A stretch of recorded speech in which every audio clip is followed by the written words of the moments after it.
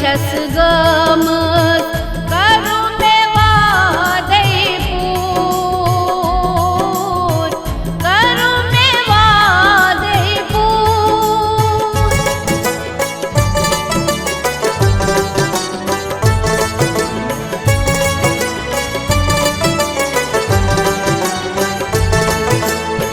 शारिका माता छकईश्वरी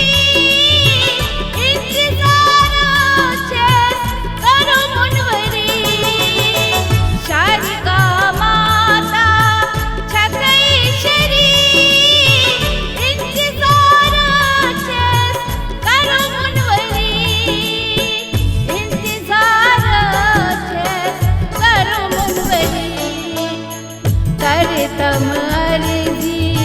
वंश माझी मंजूर वंश माझी मंजूर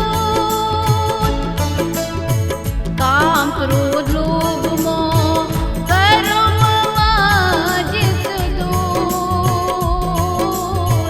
कर्म माजित दूर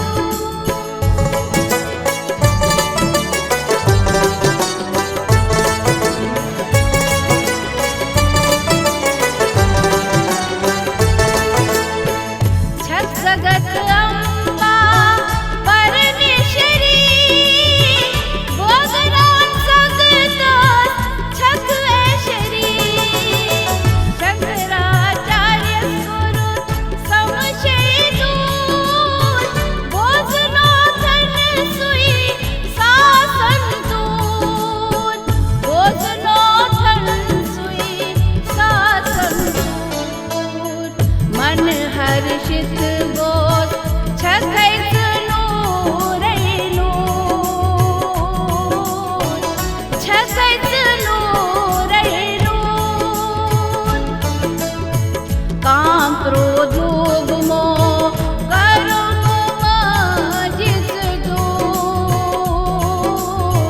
कर्म माजित दूर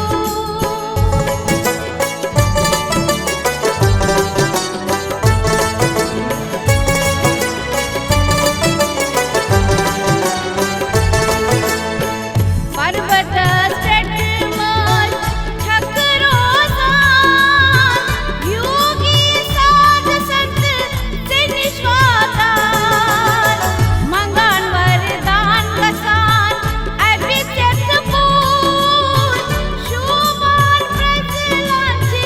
स्वर्ग जहूर शोभान प्रजलांचे स्वर्ग जहूर मेते जित दर्शन वना छै कस्तूर वना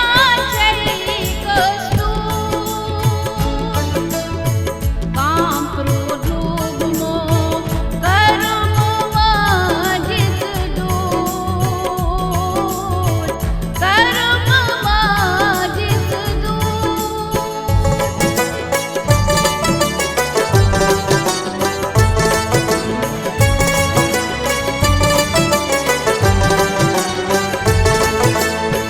पीर पंडित बादशाह जगी गई महाशूर चिलमिदाम चतुर सप्रकाशूर ज्ञानवान माधव दर चोर दास